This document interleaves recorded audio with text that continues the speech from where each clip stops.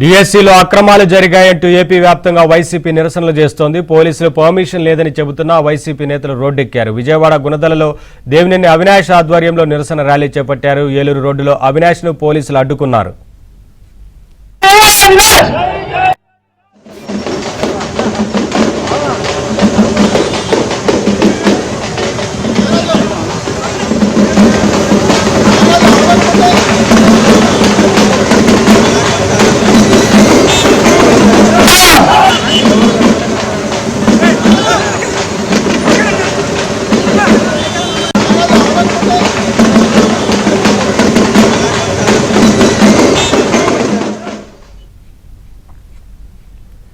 డిఎస్సీలో అక్రమాలు జరిగాయంటూ ఏపీ వ్యాప్తంగా వైసీపీ నిరసనలు చేస్తోంది. పోలీసులు పర్మిషన్ లేదని చెబుతున్నా వైసీపీ నేతలు రోడ్డెక్కారు. విజయవాడ గుణదలలో దేవినేని అవినాష్ ఆధ్వర్యంలో నిరసన ర్యాలీ చేపట్టారు. ఏలూరు రోడ్డులో అవినాష్ను పోలీసులు అడ్డుకున్నారు.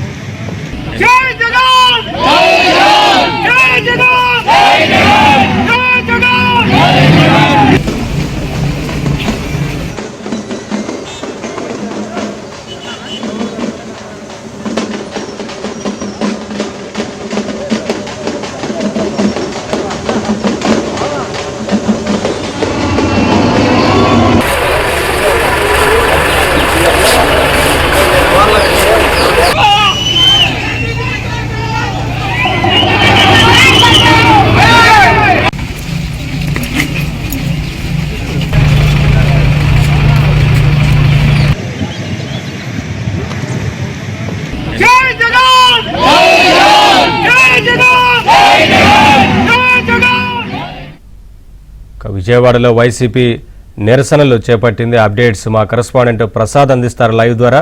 ప్రసాద్, నిరసనలకు సంబంధించి ఏంటి అప్డేట్స్? ఒకవైపున అనుమతి లేదని పోలీసులు చెబుతున్నప్పటికీ అవినాష్ ర్యాలీని కొనసాగిస్తున్నట్లు తెలుస్తా ఉంది కదా, ఏంటి అప్డేట్స్?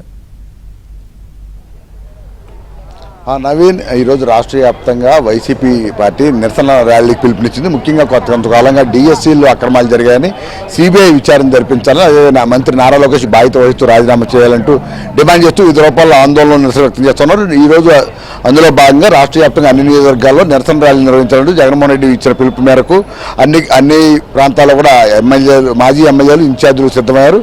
అయితే దీన్ని సంబంధించి ఇప్పటికే ఉద్రిక్త పరిస్థితులు నెలకొన్న నేపథ్యంలో పోలీసులు అప్రమత్తమయ్యారు. ఎవరైతే ర్యాలీకి సన్నాహాలు చేస్తున్నారో, ఏర్పాట్లు చేస్తున్నారో నాయకుల ఇళ్లకు వెళ్లి మరీ నేరుగా వారికి నోటీసులు కూడా నిన్న అందజేశారు. ర్యాలీలకు ఎటువంటి అనుమతి లేదు, ఎవరు ర్యాలీలు చేయవద్దంటూ కూడా స్పష్టం చేస్తూ అధికారపూర్వకంగానే వాళ్ళ లేఖలు అందజేశారు. అందులో భాగంగా నిన్న విజయవాడలో ఉన్న ముగ్గురు వైసీపీ నాయకులు, ఇటు మల్లాది విష్ణు, వెల్లంపల్లితో పాటు దేవినేని అవినాష్ కూడా నిన్న ఈ నోటీసులు అందజేశారు. అయితే ఈరోజు ఉదయం పెద్ద ఎత్తున వైసీపీ కార్యకర్తలు దేవినేని అవినాష్ నివాసానికి చేరుకోవడం, ఇక్కడ నుంచి ర్యాలీగా బయలుదేరి విజయవాడ ఏలూరు రోడ్లో అవినాష్ ఆధ్వర్యంలో ఈ నిరసన ర్యాలీ చేపట్టారు. అయితే ఈ ర్యాలీకి సంబంధించి అనుమతులు పోలీసులు గుణదల ఈఎస్ఐ బస్ స్టాప్ దాటిన తర్వాత బారికేడ్లు పెట్టి అడ్డుకున్నారు. ఆ బారికేడ్లు పెట్టినప్పటికీ కూడా వాటిని తోసుకుంటూ అవినాష్తో పాటు వైసీపీ శ్రేణులు ముందుకు కదిలారు. దీంతో మరో చోట పోలీసు పర్యాల రంగంలో దిగి మరో చోట కూడా వారిని అడ్డుకొని ర్యాలీకి ఎటువంటి అనుమతి లేదు, ప్రస్తుతం ఉన్న ఉద్రిక్త పరిస్థితుల నేపథ్యంలో సహకరించాలని కూడా అవినాష్కి విజ్ఞప్తి చేశారు. దీంతో అవినాష్ వైసీపీ శ్రేణులు దాదాపు ఈఎస్ఐ హాస్పిటల్ దాటి ర్యాలీ కొనసాగించిన తర్వాత అక్కడి నుంచి మళ్ళీ వెనక్కి తీసుకుని ర్యాలీని మళ్ళీ గుణదల ఆయన నివాసం వరకు కూడా ర్యాలీ చేసుకుంటూ ఇక్కడికి వచ్చారు.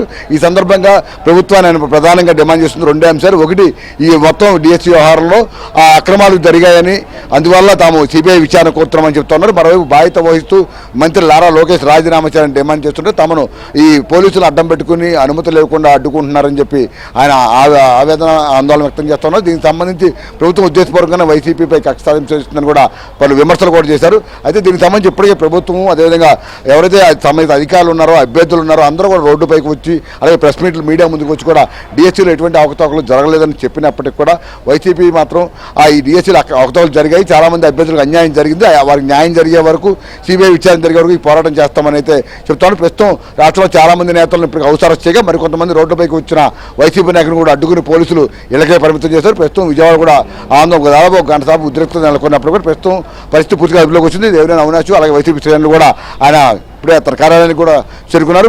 ఎక్కడ ప్రధాన కోడల వద్ద కూడా పోలీసులు బందోబస్తు ఏర్పాటు చేసి ఎవరిని రోడ్డుపైకి రాకుండా ప్రస్తుతం నిరోధించే పరిస్థితి మనకు కనిపిస్తుంది. Naveen. Right, thank you Prasad, thanks for the update.